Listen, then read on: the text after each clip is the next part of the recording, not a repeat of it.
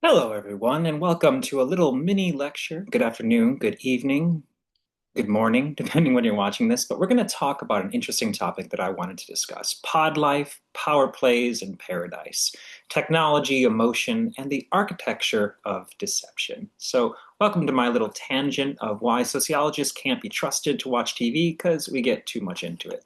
So, let's start with a simple but a loaded question. Why are reality dating shows obsessed with isolation? Why are contestants placed in pods, villas, and curated digital platforms that separate them from the real world and each other, under the guise of authentic connection? And what does this tell us about relationships between technology, emotion, labor, and power? This lecture is about more than love or drama. It's about how technology is designed to manage intimacy, how media systems exploit global inequality for entertainment, and how deception is not a glitch, but built-in feature. And we'll get there using Michel Foucault's Biopower and Panopticon, actor network theory, or ANT, the social construction of technology, SCOT, and Langdon Winner's notion of technologies as political artifacts. So buckle up and let's get into it, shall we? So shows like Love is Blind promote that the idea that separating potential romantic partners into pods, soundproof rooms where they can talk but not see one another, makes love more authentic. It supposedly removes superficial biases and encourages deeper emotional bonding, right? But from a sociological perspective, this is more about social control than liberation. Michel Foucault's concept of biopower helps us understand what's really happening. Biopower refers to the ways modern institutions exert control over bodies, not just through physical coercion, but through subtle, routine, and spatialized practices that shape behavior, intimacy, and identity. The pod is the perfect biopolitical space. It shapes how one speaks, what one reveals, how emotion is constructed. Love becomes measurable, screenable, and performative within the walls of the technological architecture. It's also a panopticon, just a more polished one. Foucault's panopticism, from discipline and punish, shows how visibility, or even the sense of being watched, shapes behavior in these shows. Even when the contestants think they are having a private, heartfelt moments, they are performing in a space that is surveilled, edited, and monetized. The power doesn't come from what's said, it comes from what can be used later, cut, reframed, and published into a storyline. Love is Blind is not about love, it's about surveilled emotion. The environment is engineered to prompt confessions, declarations, and breakdowns on cue. You're not falling in love, you're being nudged towards vulnerability. That aligns with the emotional arc of the episode. The pod becomes the tool of emotional engineering rather than neutral space for connection. But let's go a little bit further, shall we? So, looking at this kind of deregulation in construction, we can see Ant and Scott. The setup is not the backdrop. We often treat technology as passive backgrounds for human drama, but actor network theory, Ant, completely flips this script. Ant tells us that non-human elements in a system, walls, screens, algorithms, microphones, lighting, are active participants in shaping these outcomes. These are not props, these are actors with agency in the network. For example, in the circle, contestants build entire relationships over chat messages and photos, often faked. The app interface, the chat delay, the emoji limits, the ranking systems become a social actor. It pushes users to present selectively, rate each other constantly, and weaponize identity for influence. The technology isn't just facilitating drama, it's structuring it. Now let's apply that social construction of technology, or SCOT. SCOT argues technologies are not inevitable or objective. They are built through cultural values, institutional pressures, and intentional design choices. The pods, the chat apps, the confessions, or confessionals. None of that was invented for emotional connection. These were designed for maximum narrative control. The tech reflects what producers want: drama, conflict, secrets, and confessions. All editable, all ownable, all monetizable.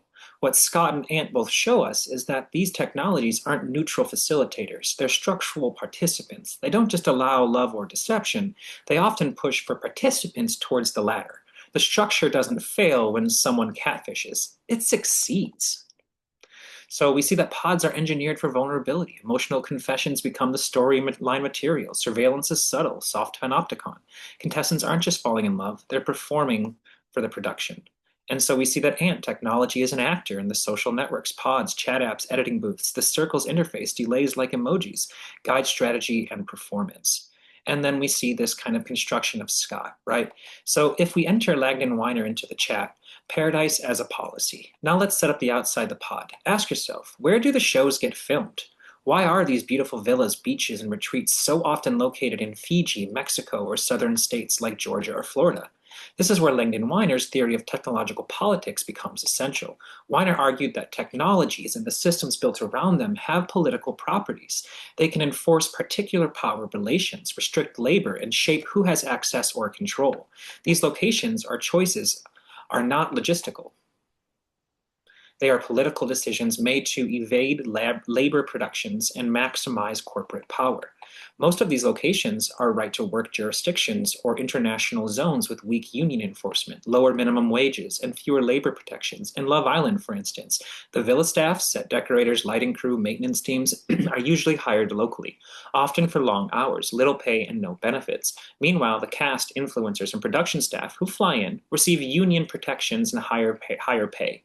It's a neo-colonial media arrangement, extracting beauty and labor from the global south and low regulation zones while exporting spectacle back to the audiences in the global north. Spectacle, sorry. The show looks like paradise, but from a sociological lens, it's a system of economic stratification, labor exploitation, and cultural extraction. These locations are selected not just for palm trees and beaches, but for the lack of oversight, cheap infrastructure, and legal invisibility, and we still love them. And the viewer at home never sees it. It's paradise for the audience, purgatory for the crew. So this is where we see it, right? Langdon Winner, technologies or infrastructures enforce political outcomes. Bachelor in Paradise, Love Island, and the rest film in areas with weak labor protections, and filming choices equal capital flight, not aesthetics. So this is where we start seeing more of this conversation that exists, not just that it's purgatory for the crew. Now, for the biggest contradiction of all, if these shows claim to be about finding love or forming real connection, why do they build deception as a core mechanic? Take The Circle. Contestants are encouraged to lie about age, gender, occupation, and even identity. In Catfish, deception is the premise, not the twist. In Love is Blind, the producers intentionally withhold information about appearances, backgrounds, and in some cases even relationship status to provoke emotional reactions when the truth is revealed. Or controversy from Love Island this season that these people knew each other, right? This is not just messy TV, it's structural betrayal. And it speaks directly to the logic of spectacle capitalism. The show doesn't fail when someone gets catfished. They succeed. The deception becomes the twist. The meme is the tea. It's algorithmically entertaining, or entertained, optimized for outrage, reaction, and rewatchability, of course. And here again, we return to biopower, but now in an effective form. These shows are not just regulating bodies, they are extracting emotional labor, turning confessions, confusion, and confrontation into revenue. Dollars. Contestants cry, viewers screenshot it, producers clip it, memes become the advertising that fund it, right? My ideal date. The Huda meme is huge. And am I a papaya? The audience becomes complicit in the deception economy, where the real goal is not love, but attention at any cost. Right? And we can keep having this conversation that catfish as design, not deviation. Deception isn't a failure, it's format. The Circle, Catfish, even Love is Blind, In Secret, surprises and traps. Dishonesty equal virality, virality equals success. And this is where we, again, go back to what I mentioned. Your heartbreak equal their content equal platform profit. But I also want to take in a new conversation that's entering the chat, right? This idea of the Gen Z stare compared to the millennial pause. Let's tie it together with one last concept, the so-called Gen Z stare. You've seen the think pieces. Gen Z is emotionally detached, blank-faced, emotionally flat. But what if that's not apathy? What if that's hyper-awareness? What if Gen Z has grown up so deeply immersed in performative connection, TikToks, live streams, FaceTime pods, algorithmic intimacy, the authenticity it now feels like performance. These shows train us to see emotions not as spontaneous but as content. Vulnerability is no longer private, it's edited, filtered, optimized for the camera. The Gen Z stare isn't detachment, it's the pause before you speak, because, someone's watching. Your words might become a soundbite, your facial positioning might be a meme, and depending on what state you are, you never know when you're being recorded. I lecture in Arizona.